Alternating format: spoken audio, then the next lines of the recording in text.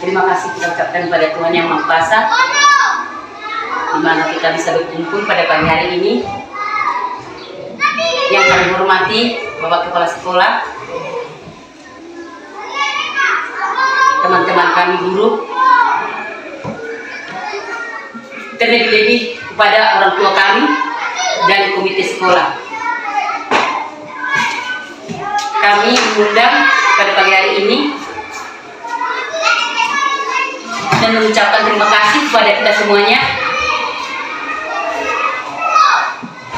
di mana kami mengundang untuk menjelaskan di sini bagaimana implementasi perencanaan pembelajaran di sekolah kita.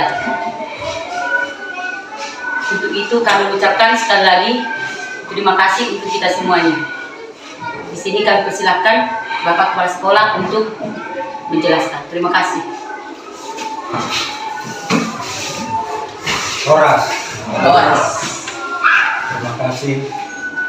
Pertama-tama saya ucapkan syukur kepada Tuhan Yang Maha Esa yang memberikan rahmat dan kurnianya kepada kita dapat beraktivitas pada hari ini. Yang saya hormati Bapak Komite Sekolah, yang saya hormati para siswa dan KPK yang saya hormati juga guru yang ada di SD kita ini. Jadi di sini kami akan mengimplementasikan perencanaan pembelajaran di sekolah kita ini, di mana di SD 17308 Panjina. Jadi di sini dibuat apa itu perencanaan pembelajaran.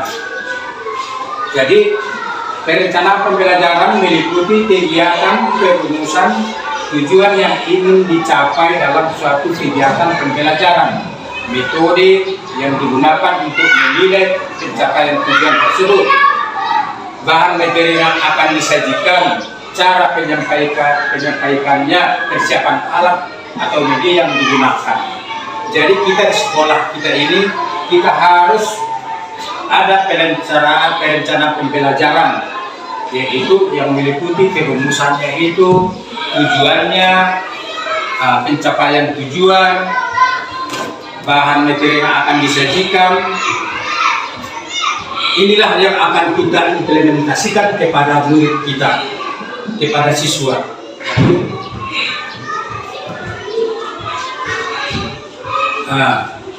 Langkah-langkah penyusunan pembelajaran.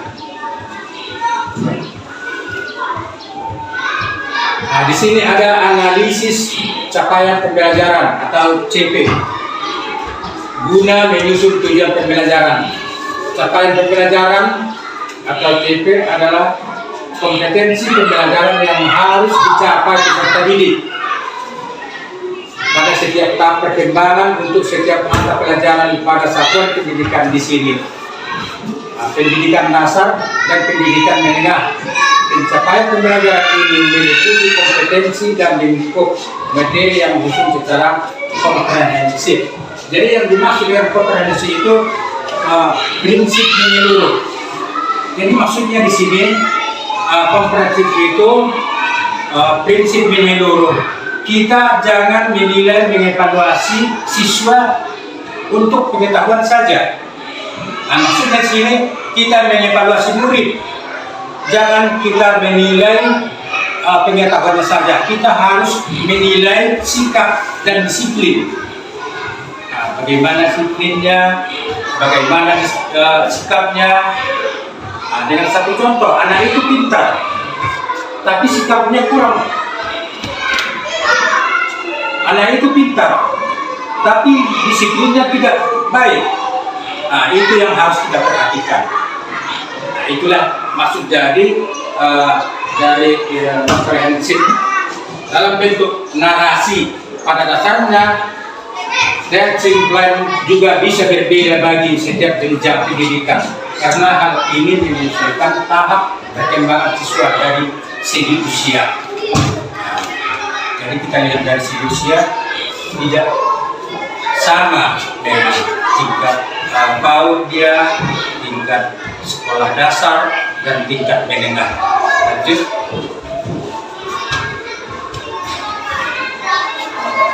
Buat perencanaan asesmen diagnostik.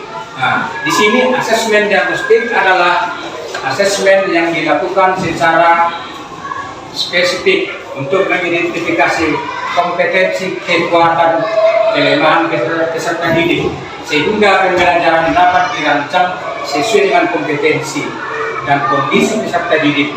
Hasil dari asesmen diagnostik kemudian bisa digunakan pendidik sebagai rujukan dalam merencanakan pembelajaran sesuai dengan kebutuhan pembelajaran peserta didik. Di sini kita harus melihat kebutuhan peserta didik. Kita sesuaikan dengan lingkungan. Lanjut.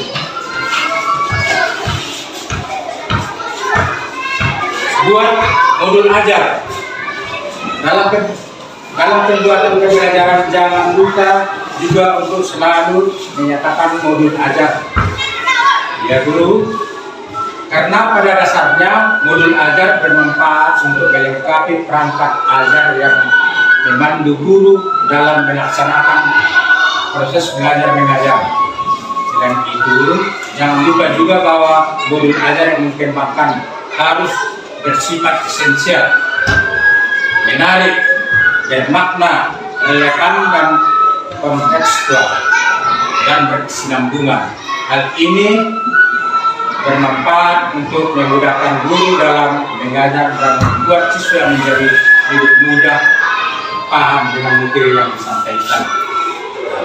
Itulah jadi yang nomor 3 yaitu modul ajar.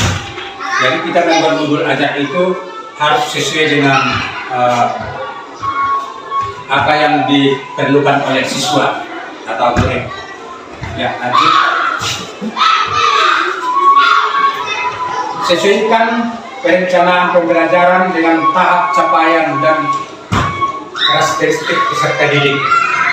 Ya, di sini setiap siswa juga memiliki karakteristik yang berbeda-beda.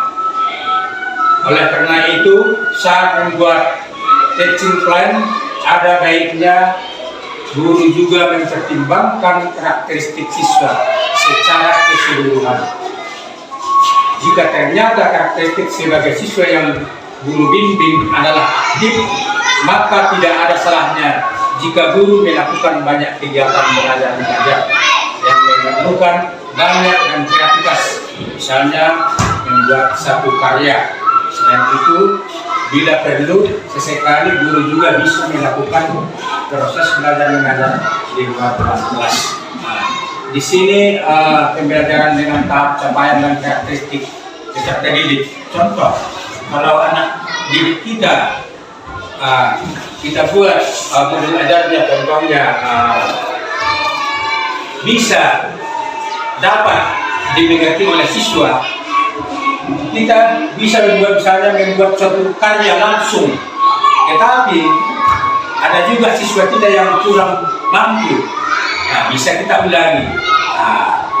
Dan satu lagi, selain itu bila sesekali guru juga bisa melakukan proses belajar mengajar di luar ruang kelas. Kita bawa guru kita ke luar kelas, belajar di luar kelas bisa. Lanjut. Evaluasi langkah-langkah yang telah dilakukan. Di sini yang nomor 5, setelah guru melakukan berbagai cara untuk membuat teaching plan seperti di atas, jangan lupa untuk menganalisis hasilnya. Misalnya saja dari teaching plan yang telah dibuat, ternyata masih banyak siswa yang kesulitan untuk memahami materi pelajaran yang disampaikan guru. Jika hal ini terjadi, maka tidak ada salahnya jika guru memperbaiki teaching plan secara keseluruhan. Disinilah letaknya tadi yang kita buat. Kita membuat rencana pembelajaran itu, membuat RPP. Ternyata anak didik kurang mengerti. Nah, dari segi apapun dia contohnya, kita harus dapat mengulangi, kita ulang pelajaran itu. Bagaimana supaya anak itu supaya bisa mengerti. Dan membuat teaching plan memang tidak semudah yang dibayangkan, karena ada banyak hal detail yang perlu guru tuliskan di perencanaan pembelajaran. Tapi kalau guru berhasil membuat perencanaan pembelajaran dengan detail, maka kemungkinan guru berhasil menjalankan proses belajar dalam 1 semester atau 1 tahun juga akan semakin besar. Jadi kalau siswa kita, anak didik kita berhasil, kita dapat membuat 1 semester atau 1 tahun pembelajaran. Ya, lanjut. Nah, di sini perumusan perencanaan pembelajaran. Merumuskan RTP, pedoman pada kurikulum dan silabus. Ini juga memperhatikan aturan-aturan yang terdapat pada sertifikat tersebut. Antara lain, pencapaian pembelajaran. Yang kedua, karakteristik pembelajaran. Yang ketiga, metode pembelajaran. Dan yang terakhir, prinsip penilaian. Nah, yang keempat ini harus kita perhatikan. Pencapaian pembelajaran, apakah sudah bisa dicapai oleh anak didik? Nah, di situ bisa kita lihat. Yang kedua, karakteristik. Itu karakteristik itu kita sesuaikan dengan lingkungan dan anak didik kita. Dan metode pembelajarannya dan prinsip penilaiannya. Ya, lanjut. Pencapaian pembelajaran. Proses pembelajaran yang baik adalah proses pembelajaran yang mampu memberikan pengalaman belajar secara bermakna, baik siswa untuk membuka keunikan potensi dirinya. Nah, di sini bermakna baik siswa untuk membuka keunikan potensi dirinya. Ada itu siswa yang disebut dengan keunikan. Ada contoh ilmu atau pengetahuan yang menonjol, yang unik dari kawan-kawannya. Contohnya di bidang seni, di bidang olahraga. Nah, itu harus kita tonjolkan. Nah, itu yang dimaksud dengan ada membuka keunikan potensi dirinya. Itulah maksudnya. Misalnya pengetahuan di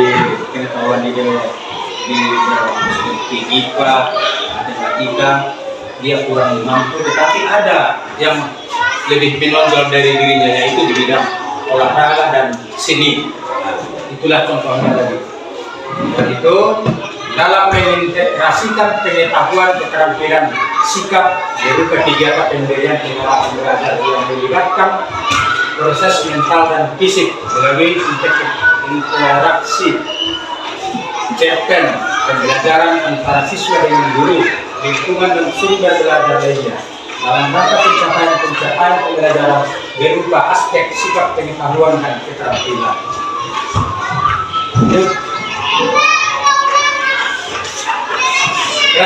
Karakteristik pembelajaran.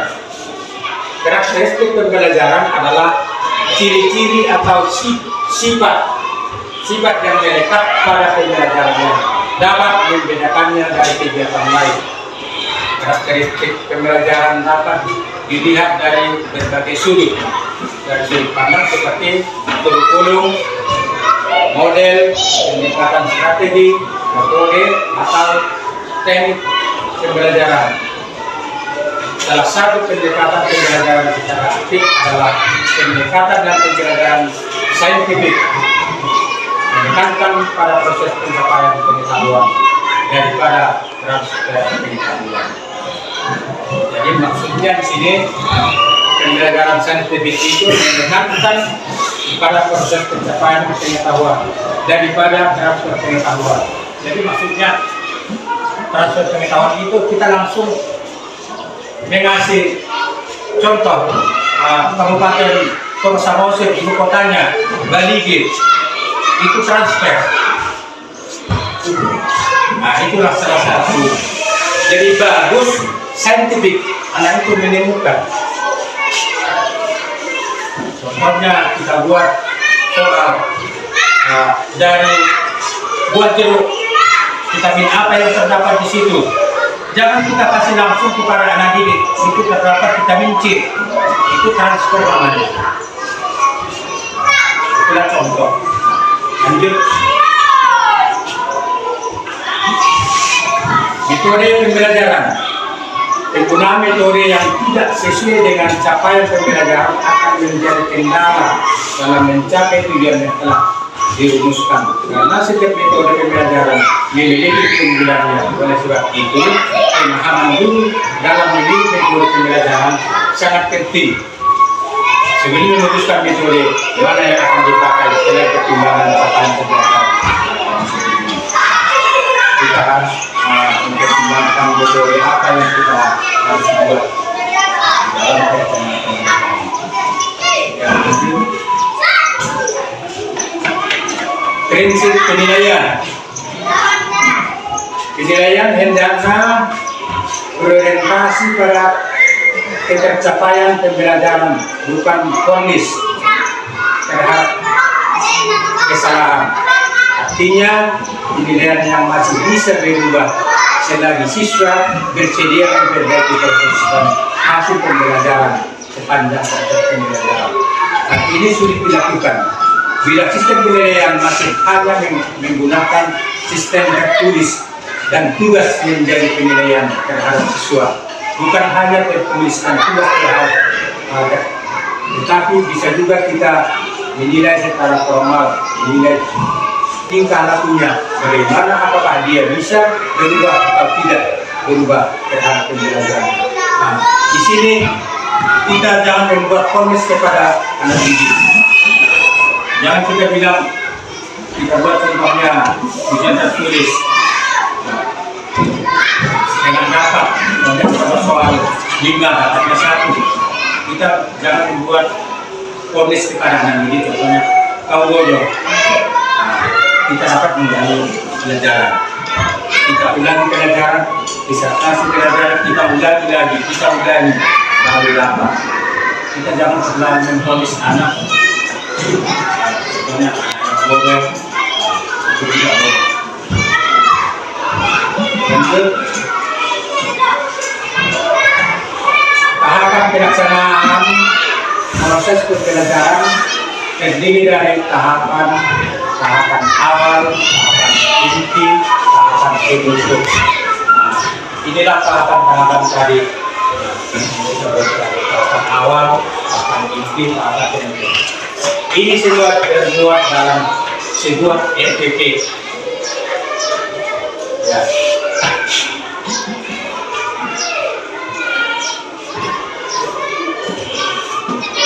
Pentingnya rencana pembelajaran, tahapan pelaksanaan pembelajaran, tahap implementasi dari rencana pembelajaran yang berarti penerapan secara nyata rencana pembelajaran yang telah dibuat oleh guru dengan rencana pembelajaran yang baik akan membuat pelaksanaan pembelajaran akan berjalan lebih baik. Ya. Terima kasih. Terima Horas. Oke, terima kasih. Dalam kuliah ini, jika ada pertanyaan jawab kepada kepala sekolah, kami persilahkan.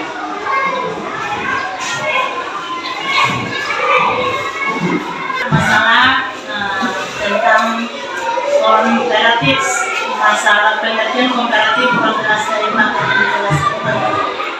Jadi komprehensif itu prinsip menyeluruh. Jadi prinsip menyeluruh ini terkolang sada kita ini tidak danau. Dan prinsipnya komprehensif itu maksudnya menyeluruh. Kita mengevaluasi anak didik bukan dari segi pengetahuan, bukan segi pengetahuannya saja, Contoh, kita buat evaluasi kepada anak didik. Anak itu dapat ujian 10, nilai 10, tetapi pribadinya, disiplinnya, sikapnya nggak bagus. Nah, itu harus kita perhatikan. Nah, itu maksudnya komprehensif. Jadi kita jangan menilai pengetahuannya saja. Kita harus menilai sikapnya, disiplinnya. Nah, jangan di sekolah ini dia pintar, bagus, tetapi tingkah lakunya di luar nggak bagus. Nah, itu salah. Harus kita tengok, kita lihat dari pengetahuan dari luar, sikap dia, disiplin dia, berteman. Itu maksudnya dari komprehensif. Ya.